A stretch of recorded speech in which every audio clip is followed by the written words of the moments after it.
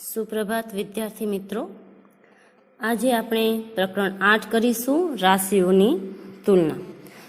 રાશિઓની તુલનાની અંદર આપણે ગુણોત્તર અને ટકાવારી જે તમે ભણી ગયા છો ધોરણ 7માં એનું પુનરાવર્તન કરીશું. આ ઉપરાંત વેચાણ અને ખરીદી સંબંધિત નફો અને ખોટ કેવી રીતના શોધવામાં આવે છે એ જાણશું, અને એના આધારે નફો અને ખોટ ટકાવારીમાં કેવી રીતના શોધવામાં આવે છે, અને જો નફો અને ખોટ ટકાવારીમાં આપ્યા હોય તો એના આધારે મૂળ કિંમત કે વેચાણ કિંમત કેવી રીતના શોધવામાં આવે છે એ શીખીશું. તેમજ સાદું વ્યાજ અને ચક્રવૃદ્ધિ વ્યાજ એના કેવી રીતના શોધવામાં આવે છે એ વિશે આપણે આ પ્રકરણની અંદર માહિતી મેળવીશું. તો હવે આપણે કરશું પ્રકરણ નંબર 8 રાશિઓની તુલના. પ્રકરણ 8 રાશિઓની તુલના, એમાં આપણે કરશું સ્વાધ્યાય 8.1. તમે ધોરણ 7ની અંદર ગુણોત્તર અને ટકાવારી વિશે જે સામાન્ય માહિતી જે છે એ શીખી ગયા છો, એટલે આપણે ડાયરેક્ટ સ્વાધ્યાય 8.1 થી શરૂ કરીશું. સ્વાધ્યાય 8.1માં આપણે પ્રશ્ન નંબર 1 કરીશું.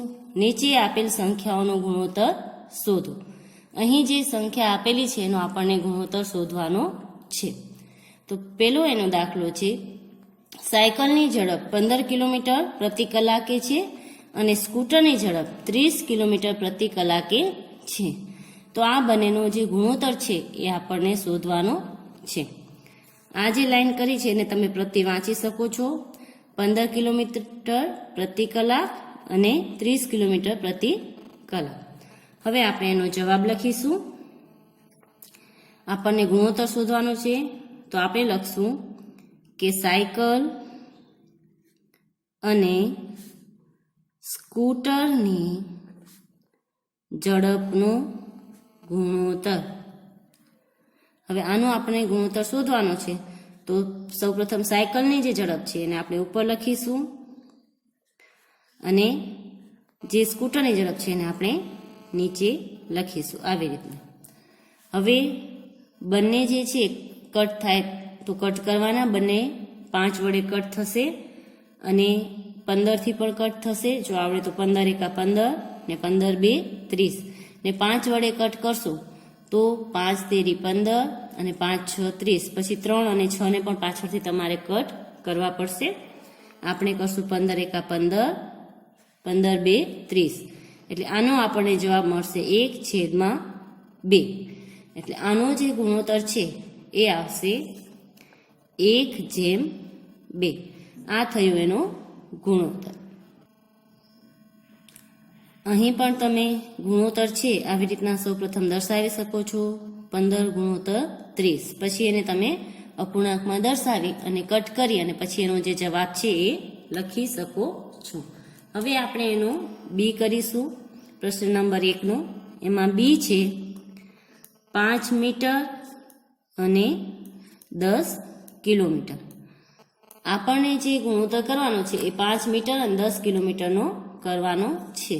તો સૌપ્રથમ તો જ્યારે આપણે ગુણોત્તર કરીએ ત્યારે એક વાત યાદ રાખવાની કે જે આપણને રાશિ આપેલી હોય એ એક જ સરખી આપેલી હોવી જોઈએ, એટલે કે એક જ માપમાં.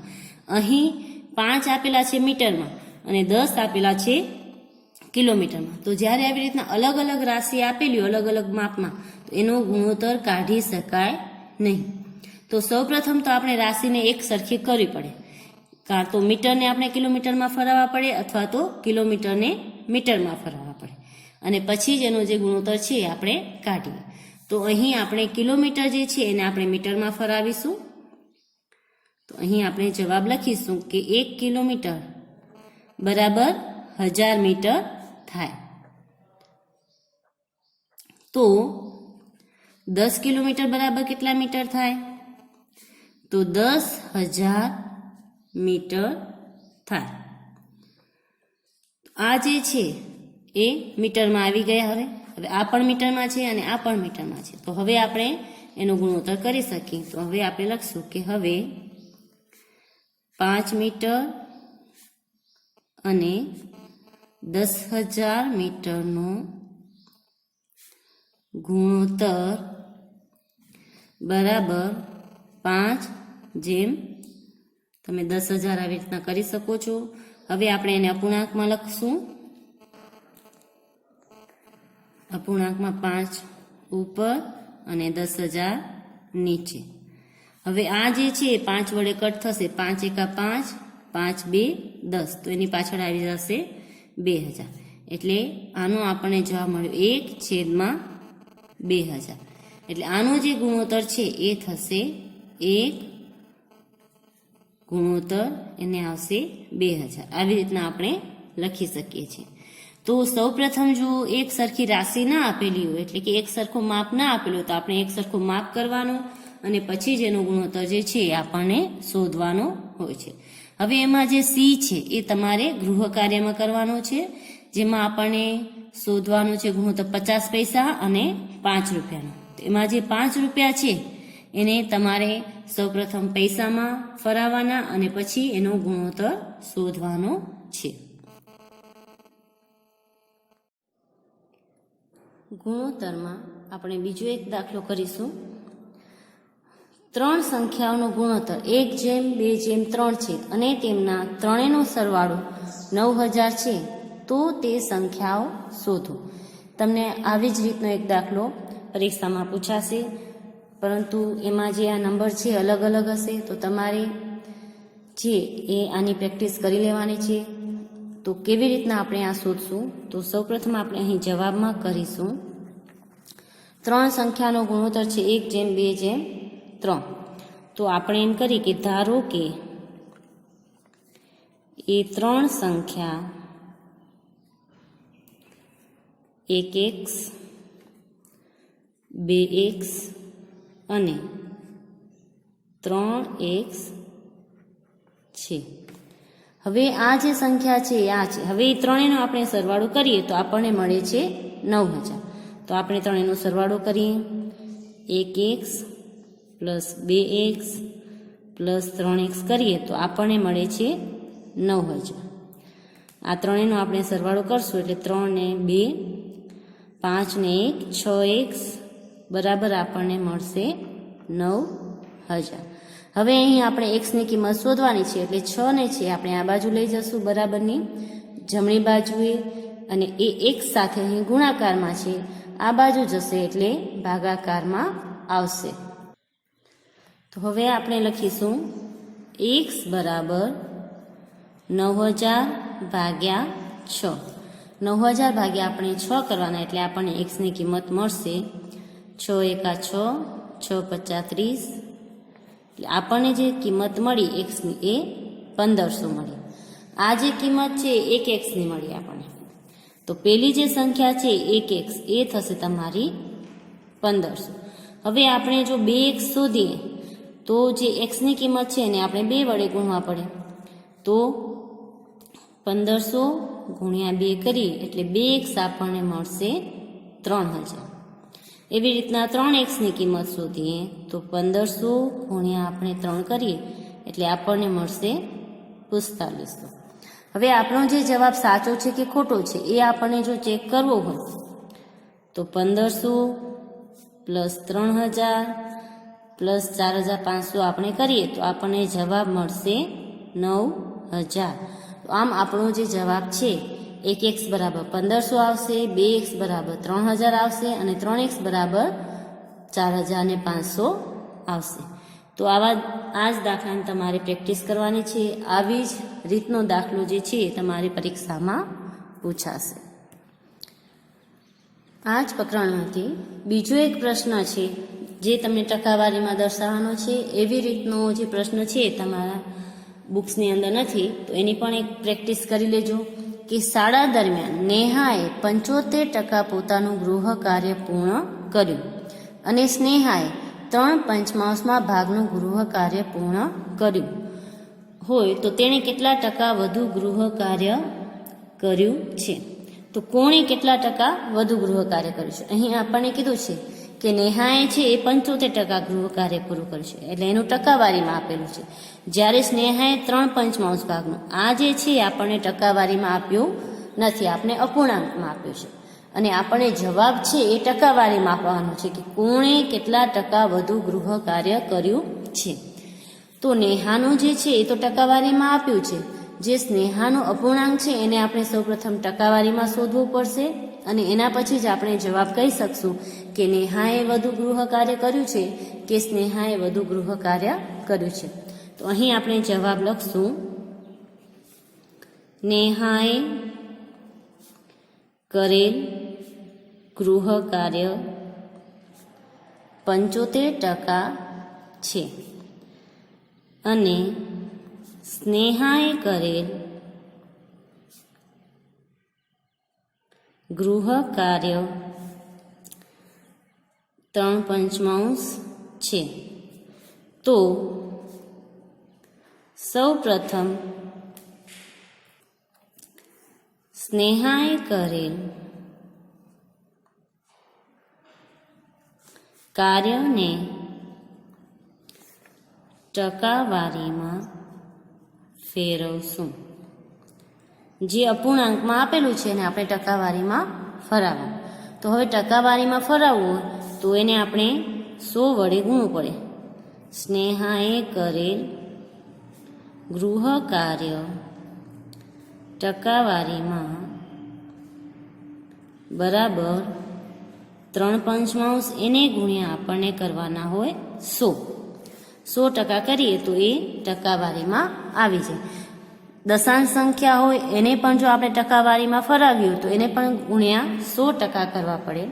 એવી રીતના અપૂર્ણાંક સંખ્યા હોય એને પણ જો આપણે ટકાવારીમાં ફરાવવા હોય તો 100% ગુણ્યા કરીએ તો આપણને જવાબ મળી જાય. હવે અહીં જે છે 5 એ અને 100 કટ થશે. 20, 5, 100 આ કટ થઈ ગયા. હવે આપણી પાસે રહ્યા 3 ગુણ્યા 20%. એનો આપણે ગુણાકાર કરશું એટલે આપણને મળશે 60%. 20 તેરી 60. આમ સ્નેહાએ જે ગૃહ કાર્ય કર્યું એ 60% ગૃહ કાર્ય કર્યું છે અને નેહાએ જે ગૃહ કાર્ય કર્યું એ 75% છે. એટલે નેહાએ સ્નેહા કરતાં વધુ ટકા ગૃહ કાર્ય કર્યું છે. કેટલું વધુ કર્યું છે તો આપણે 75માંથી 60 માઇનસ કરીએ તો આપણને એનો જવાબ મળે કે 15% વધુ ગૃહ કાર્ય કર્યું છે. તો હવે આપણે અહીં એનો જવાબ લખશું. આમ નેહાએ સ્નેહા કરતાં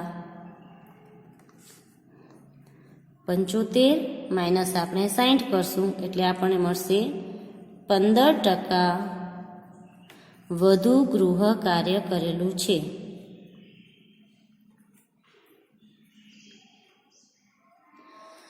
તો આવી જ રીતના જે પ્રશ્ન છે એ તમને પરીક્ષાની અંદર પૂછાશે. એની અંદર જે આ નંબર છે એ બધા અલગ અલગ હશે.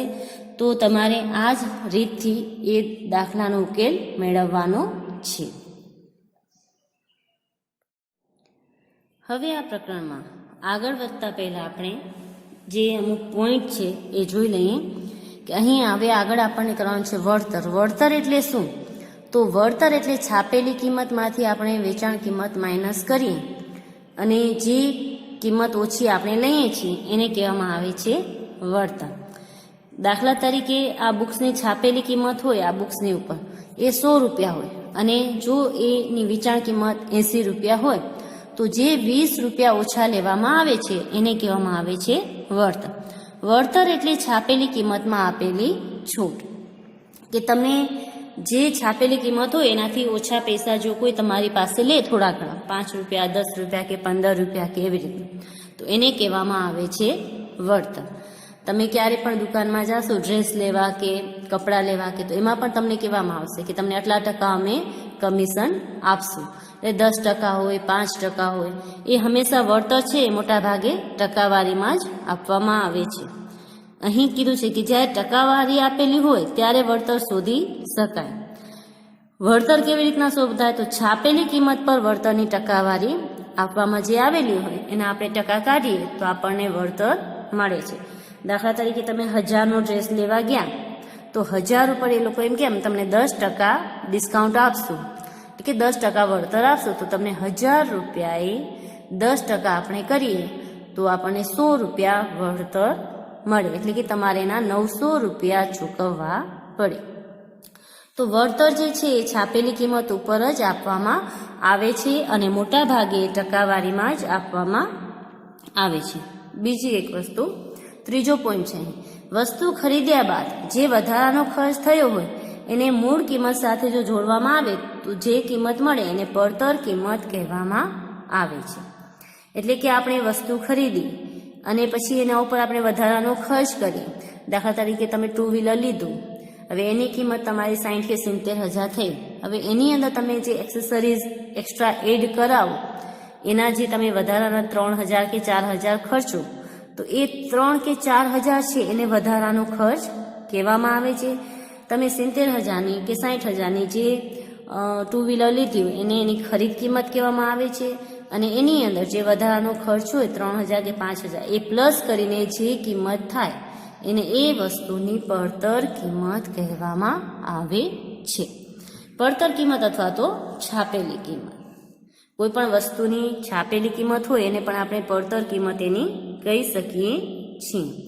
તો અહીં એક વસ્તુ ખાસ યાદ રાખવાની છે કે જ્યારે તમે વેપાર કરતા હો ત્યારે જે પડતર કિંમત હોય એ જ એની છાપેલી કિંમત હોય છે. જે કિંમતે તમને વસ્તુ પડી હોય એ જ એની પડતર કિંમત એટલે કે છાપેલી કિંમત કહેવામાં આવે છે. તો આ જ સૂત્રને તમે ફરાવીને પણ લખી શકો છો, જેમ કે વધારાનો ખર્ચ બરાબર ખરીદ કિંમત માઇનસ છાપેલી કિંમત માઇનસ ખરીદ કિંમત. વધારાનો ખર્ચ આપણને શોધવો છે તો ખરીદ કિંમત આ બાજુ જશે, જે પડતર કિંમતમાંથી માઇનસ થશે એટલે પડતર કિંમત માઇનસ ખરીદ કિંમત. અથવા તો તમે એમ પણ લખી શકો કે છાપેલી કિંમત માઇનસ ખરીદ કિંમત. તો વધારાનો ખર્ચ શોધવાનું પણ તમને કીધું હોય કે આની અંદર વધારાનો ખર્ચ શું છે, તો એ શોધવાનું સૂત્ર છે કે પડતર કિંમત માઇનસ ખરીદ કિંમત. અથવા તો પડતર કિંમત ના લખો તો તમે એને છાપેલી કિંમત પણ કહી શકો છો.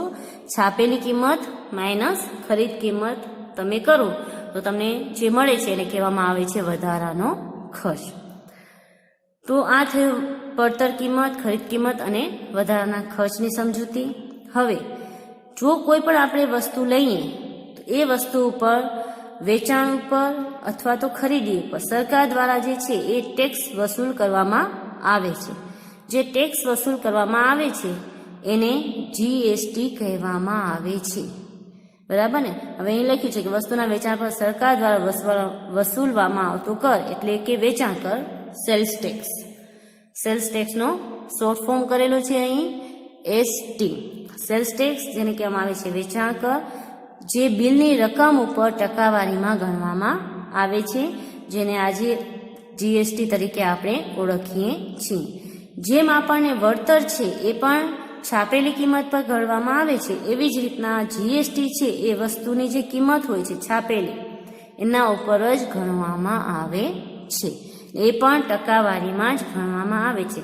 સેમ એ જેવી રીતના તમે વળતરની ગણતરી કરી રહ્યો છો એવી જ રીતના તમારે જીએસટીની ગણતરી પણ કરવાની હોય છે. બંનેની રીત એક જ છે.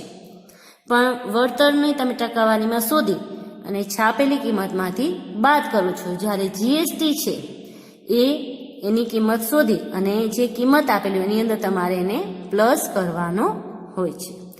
તો આપણે અહીં પણ એ આગળ શીખીશું. આ પછી આની અંદર આપણે જોઈશું સાદું વ્યાજ છે. સાદું વ્યાજ છે એ તમે ધોરણ 7માં શીખી ગયા છો. અહીં આપણે શીખવાનું છે ચક્રવૃદ્ધિ વ્યાજ. હવે ચક્રવૃદ્ધિ વ્યાજ એટલે શું? તો ચક્રવૃદ્ધિ વ્યાજ એટલે એવું વ્યાજ કે જેને ગણવા માટે આગળના વર્ષના વ્યાજ મુદ્દલને મુદ્દલ તરીકે લેવામાં આવે છે. એટલે કે આગલા વર્ષનું જે વ્યાજ અને મુદ્દલ થયું હોય એટલે કે વ્યાજ મુદ્દલ સાથે થયું હોય એને બીજા વર્ષે મુદ્દલ એટલે કે પી તરીકે લેવામાં આવે છે. એટલે બીજા વર્ષે જે છે પી એ આગલા વર્ષનો જે એ હશે એને લેવામાં આવે છે. તો અહીં તમને ચક્રવૃદ્ધિ વ્યાજના સૂત્રો આપેલા છે, તો એ સૂત્રો તમારે યાદ રાખવાના છે, એ પણ પરીક્ષામાં પૂછાશે. હવે જ્યારે ચક્રવૃદ્ધિ વ્યાજ તમને વાર્ષિક શોધવાનું હોય કે દર વર્ષે ચક્રવૃદ્ધિ વ્યાજ આપવામાં આવે છે તો 2 વર્ષનું વ્યાજ શોધો અથવા તો 3 વર્ષનું વ્યાજ શોધો, ત્યારે તમારે આ સૂત્રનો ઉપયોગ કરવાનો હોય છે. અહીં ચક્રવૃદ્ધિ વ્યાજ બરાબર પી, અહીં એને ગુણ્યા આ જે ડોટ છે એનો મતલબ થાય છે ગુણાકાર, કાઉન્સની અંદર 1 પ્લસ આર એટલે ટકાવારી છેદમાં 100 અને કાઉન્સની બારે એન એટલે વર્ષની સંખ્યા લખવામાં આવે છે. તો અહીં દીધું જ છે પી એટલે મુદ્દલ, જે આપણે સાદું વ્યાજમાં કરતા હતા એ જ. આર એટલે પણ આપણે વ્યાજનો દર જ કરતા હતા, પણ અહીં ટીની જગ્યાએ એન આપેલું છે. એન એટલે વર્ષની સંખ્યા જેટલી હોય એટલી અહીં લખવાની. 2 વર્ષનું શોધવાનું હોય ચક્રવૃદ્ધિ વ્યાજ તો અહીં 2 લખવાના, 3 વર્ષનું હોય તો 3 લખવાના. એવી રીતના આ સૂત્રની અંદર જે કિંમત મૂકી અને જવાબ મળે એ આપણું થશે ચક્રવૃદ્ધિ વ્યાજ. હવે જ્યારે વાર્ષિક ચક્રવૃદ્ધિ વ્યાજ શોધવાનું ત્યારે આ સૂત્રનો ઉપયોગ કરવાનો, પરંતુ જ્યારે અર્ધવાર્ષિક એટલે 6 મહિનાનું, જ્યારે 6 મહિનાનું ચક્રવૃદ્ધિ વ્યાજ શોધવાનું હોય ત્યારે આપણે નીચેનું જે સૂત્ર છે એનો ઉપયોગ કરીશું કે જ્યારે તમને આપેલું હોય કે કોઈ પણ રકમ હોય એનું 6 મહિનાનું વ્યાજ શોધો. ગમે એ તમને ટકા આપેલા હોય કે આપેલ રકમનું 6 મહિનાનું 10% કે 8% જે રકમ હોય એ ટકાના દરે આટલા વર્ષનું વ્યાજ શોધો. એમાં પછી 1 વર્ષ પણ આપી શકે, 2 વર્ષ પણ આપી શકે, પરંતુ અર્ધવાર્ષિક છે. અર્ધવાર્ષિક એટલે કે જેમાં 6 મહિને વ્યાજ ઉમેરવામાં આવતું હોય એ. તો જેમાં દર 6 મહિને વ્યાજ ઉમેરવામાં આવે ત્યારે સૂત્ર આ લગાવવામાં આવે છે અર્ધવાર્ષિક ચક્રવૃદ્ધિ વ્યાજ માટે, કે જ્યારે દર 6 મહિને વ્યાજ ઉમેરવામાં આવે છે ત્યારે આપણે ચક્રવૃદ્ધિ વ્યાજનું સૂત્ર લગાવશું. વ્યાજ મુદ્દલ બરાબર પી એને ગુણ્યા કાઉન્સની અંદર 1 પ્લસ આર. અહીં તમારે આટલી જ વસ્તુમાં ફેરફાર થશે, બાકી સૂત્ર જેમ આ હતું એમ જ છે. એક તો તમારે એનની સાથે ગુણ્યા 2 કરવો પડશે અને નીચે 100ની સાથે ગુણ્યા 2 એટલે કે 200 લખવાનું. 100ની સાથે આપણે ગુણ્યા 2 કરીએ એટલે આવે 200. તો અહીં છેદમાં આપણે 100 લખતા હતા, અહીં લખવાના આપણે 200 અને અહીં એન સાથે પણ 2નો ગુણાકાર કરીએ એટલે 2 એન આપણને દર્શાવવાના રહેશે. તો જ્યારે 6 મહિને વ્યાજ ઉમેરવામાં આવતું હોય ત્યારે આપણે આ સૂત્રનો ઉપયોગ કરીશું.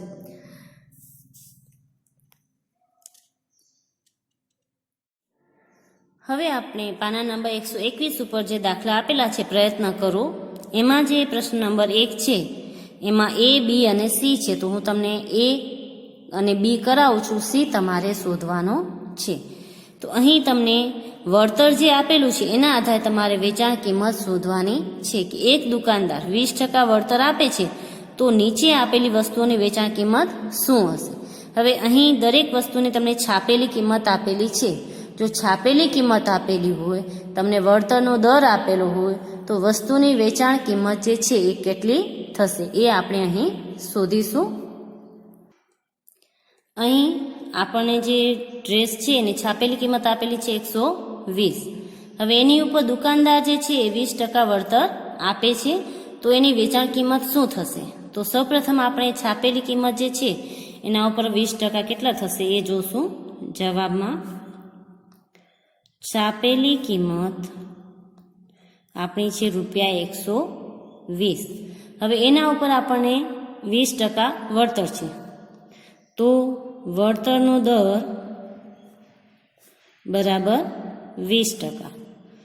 તો 120ના 20% સૌપ્રથમ આપણે શોધીશું કે કેટલા થાય. એટલા પછી આપણે 120માંથી માઇનસ કરશું તો આપણને વેચાણ કિંમત મળશે. તો 120 ગુણ્યા 20% છે તો 20ની છેદમાં આપણે કરવાના 100. હવે 0 0 કટ 0 0 કટ, આપણી પાસે બચ્યા 12 ગુણ્યા 2, 12 2 24 રૂપિયા. હવે આ જે 24 રૂપિયા છે એટલું તમને વળતર મળશે છાપેલી કિંમત ઉપર. તો છાપેલી કિંમત માઇનસ આપણે વળતર કરીએ તો આપણે વેચાણ કિંમત મળે. તો છાપેલી કિંમત છે આપણી 120, એમાંથી આપણે માઇનસ કરશું 24 બરાબર જે છે એ આપણને 96 રૂપિયા જે છે એ વેચાણ કિંમત મળશે.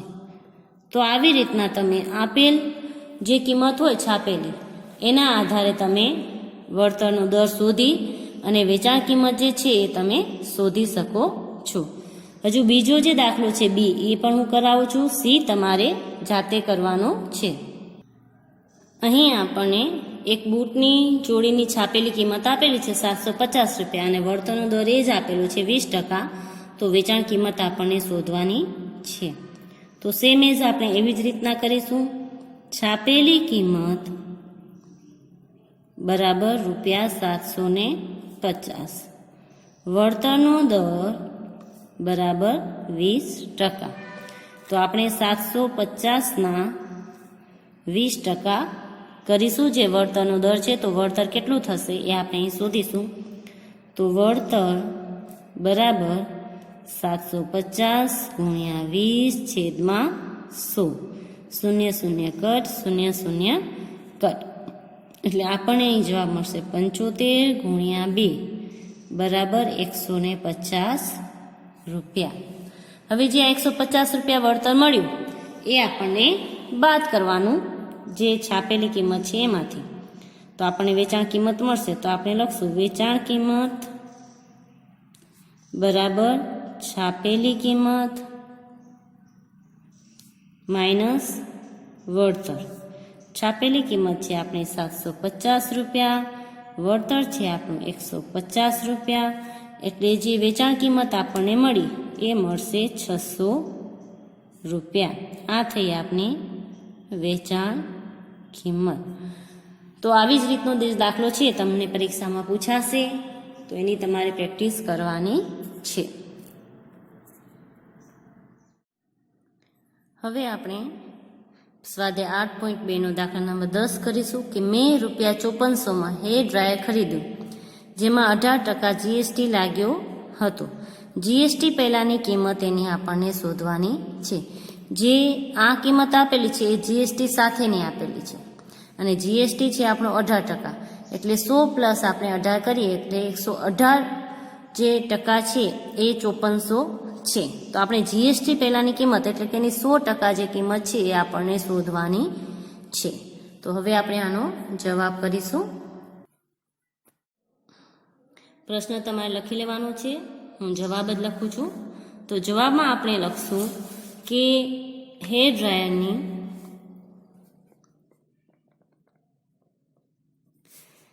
જીએસટી સાથે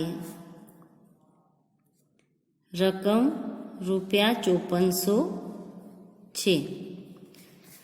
18% જીએસટીનો દર છે. તેથી જો 18% એનો દર હોય તો મતલબ કે એની જો 100 રૂપિયા કિંમત હોય તો એની જીએસટી સાથે કિંમત થાય 118 રૂપિયા. હવે અહીં આપણે લખીએ કે ધારો કે હેર ડ્રાયરની કિંમત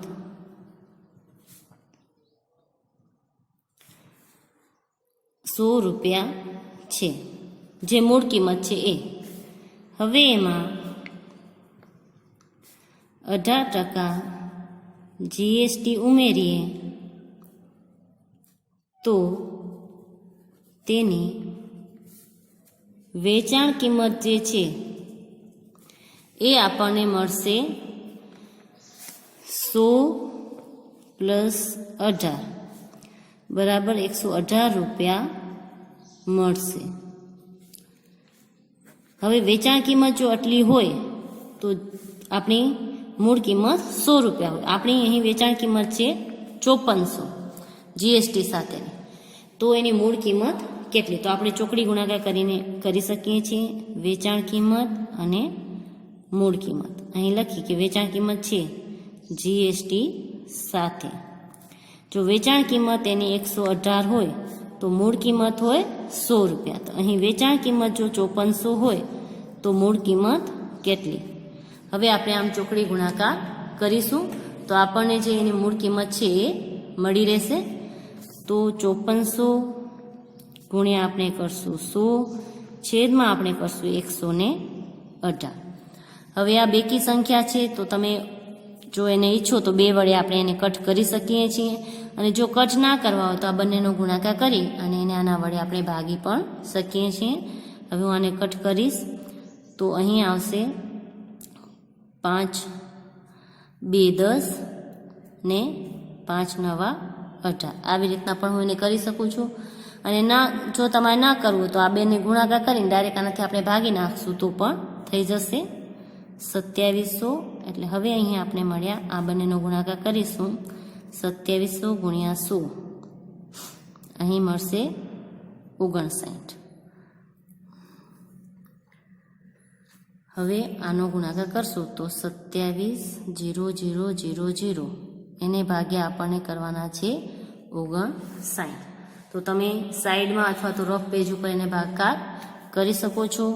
હવે એને ભાગાકાર કરશો તો આ બંને રકમ એવી છે કે એકબીજા સાથે કટ થશે નહીં, એટલે આપણને જે છે એનો જવાબ છે એ પોઈન્ટમાં મળશે।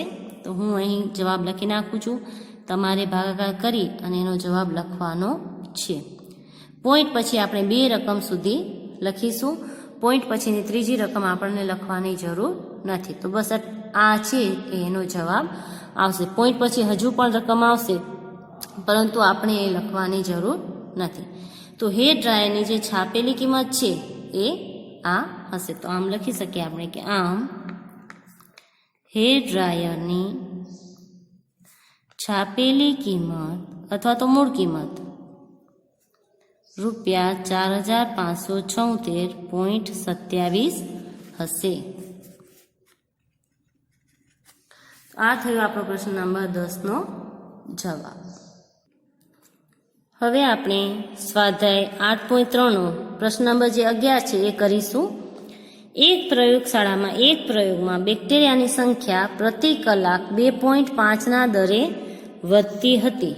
જો પહેલા બેક્ટેરિયાની સંખ્યા 5,06,000 હોય તો 2 કલાક પછી બેક્ટેરિયાની સંખ્યા કેટલી હશે? તો અહીં જે છે આપણે ચક્રવૃદ્ધિ વ્યાજવાળો જે છે ફોર્મ્યુલા એ યુઝ કરશું, એ સૂત્ર, અને એના આધારે જે છે આપણે આનો જવાબ મેળવીશું। તમારે પ્રશ્ન ઉતારી લેવાનો છે, હું ડાયરેક્ટ એનો જવાબ જ લખું છું। હવે આપણે હાલમાં બેક્ટેરિયાની સંખ્યા કેટલી છે એ લખશું। હાલમાં બેક્ટેરિયાની સંખ્યા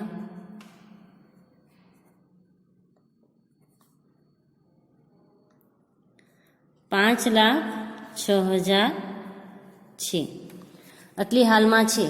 હવે દર કલાકે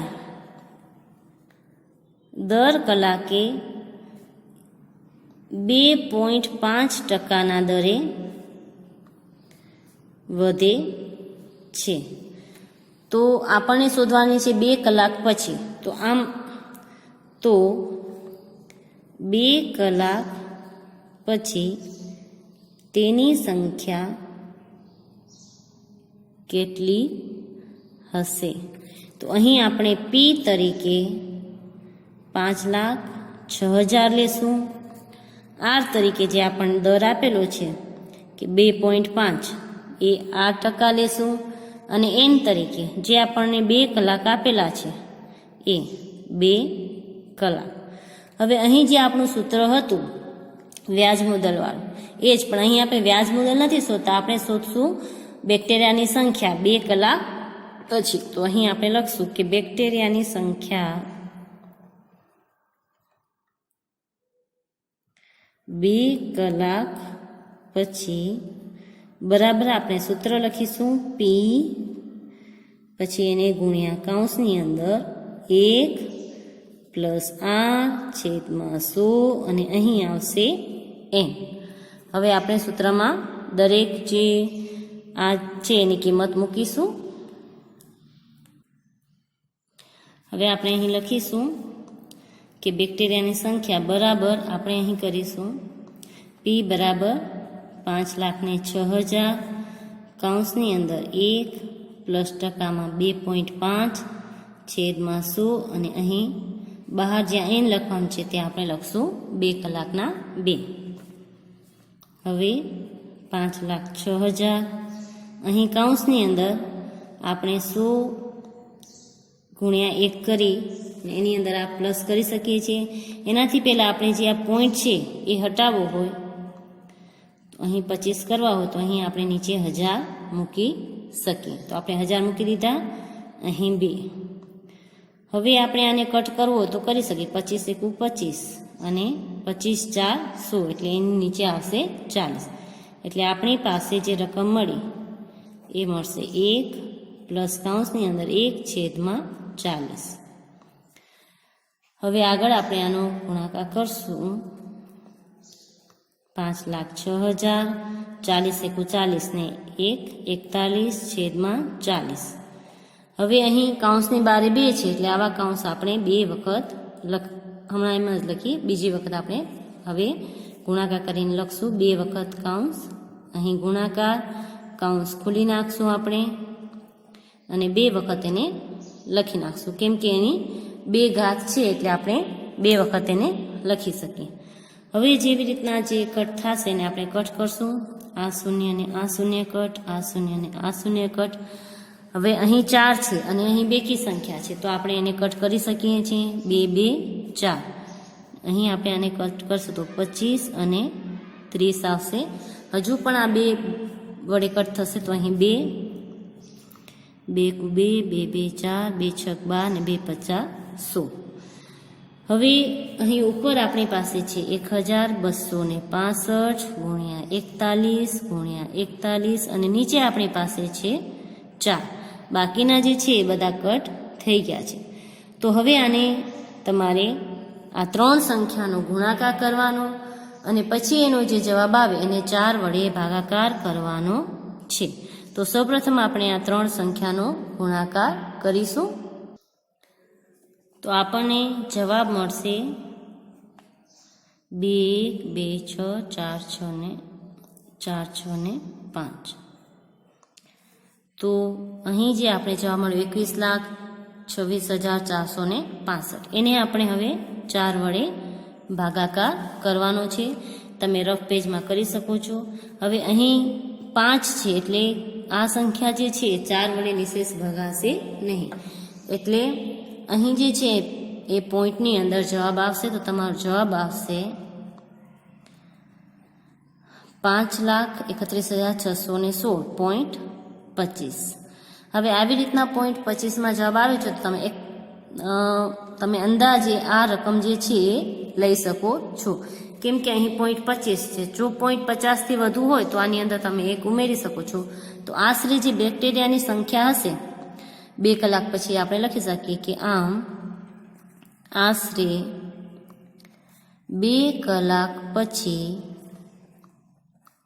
બેક્ટેરિયાની સંખ્યા 5,31,616 હશે. શરૂઆતમાં હતી 5,06,000. 2 કલાક પછીની જે સંખ્યા છે એટલી થઈ ગઈ હશે. અને અહીં આશરે લખવાનું કેમ કે અહીં પોઈન્ટમાં જવાબ આવે છે એ માટે આપણે અંદાજે એની કિંમત જે છે એ લઈશું. બસ હવે આજ માટે આપણે આટલું જ કરીશું. હવે આ પ્રકરણ આપણે પૂરું કરીએ છીએ. આની અંદર જેવી રીતના તમને દાખલાઓ કરાવ્યા છે એની તમારે પ્રેક્ટિસ કરવાની છે. આપનો આજનો દિવસ શુભ રહે. ઘરે રહો, સ્વસ્થ રહો. આભાર.